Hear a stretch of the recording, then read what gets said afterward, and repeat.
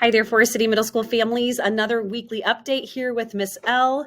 I just want to tell you thank you for the feedback. I really appreciate getting a few emails from parents saying, hey, I love the video format. It was nice to be able to play it at work in the background and listen to a couple of updates that would help me throughout the week. So I'm going to continue with that format. Feel free, like I said, to provide feedback if there's other ways that you would like to get information from the middle school and from me.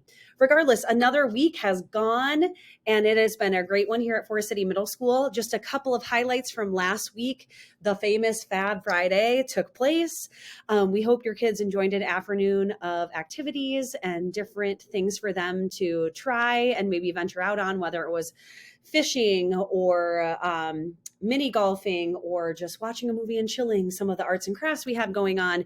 It really is a big undertaking by staff, and they did a nice job giving that opportunity to kids. So thanks for your support with that. Just a couple of updates. Next week is already School Picture Day. So Tuesday, October 3rd will be school pictures here at the middle school. We take them right here in the middle school gym.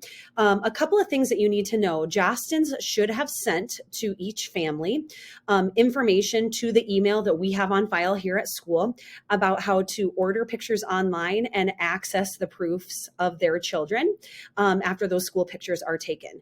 So something that's really important, we needed to have an updated email on file here at the school. So if you feel like you did not receive that or you're confused about those directions, feel free to call Mrs. Nyhus in the office here and she can help make sure you get the information that you need. Along with that, they do use like a green screen background for school picture taking. So we highly encourage students, even if it's a good color, to not wear green, right? We don't want floating heads around on our school pictures, although there are some different backgrounds that they can choose from. So if you could please just not have your child wear green, that would be super helpful. A couple of highlights that I got to see this week. One of the things, just so you guys know, that I try to start my day with every day. It doesn't always happen because we know there are things that come up within my job, but I try to be in classrooms. It gives me a pulse on what's going on in the building. It lets me see kids and teachers doing what they do best, learning and teaching. And it lets me get to really dive into some of the instruction and assessment that happens in our building that teachers do a great job designing. So a few highlights from late last week into this week. In 5th grade, I got to see how theme has been represented in some of the stories that they've been reading. So talk with your kids about theme with Mrs. Jerome and Miss Arenas with reading. They've done a great job really identifying some of those pieces in their story. 6th grade, I got to bop into Mrs. Nyhus's reading class, and they are reading the novel right now, A Long Walk to Water. It's a novel about the lost boys of Sudan, and so I got to be a guest reader to 6th hour, which I really, really enjoyed. But I also got to see them have some real life experiences as they practiced kind of carrying or simulating what that might feel like if we lived in a different part of the world where we didn't have access to readily available water and we had to go get that from a water source. So I think kids really enjoyed the activity and I think it was eye-opening for them. So 6th grade parents, talk to your kids about A Long Walk to Water. 7th grade, I got to pop in and hear a little bit of math with Mrs. Olson, and they're working on some integer vocabulary. If you don't remember what integers are, talk with your kids about it. It's something they deal with very heavily in 7th grade math, but they're talking with some different vocabulary terms and how we can identify how they're talking about integers in some of their word problems.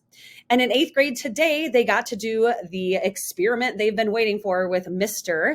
Rayhan's in science. So taking yeast and mixing it with different chemicals and having to do some observations around the reactions. So those are some of my highlights from being in the classroom this week.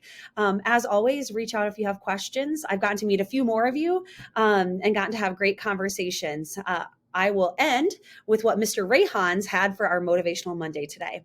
And he told us a little bit about himself.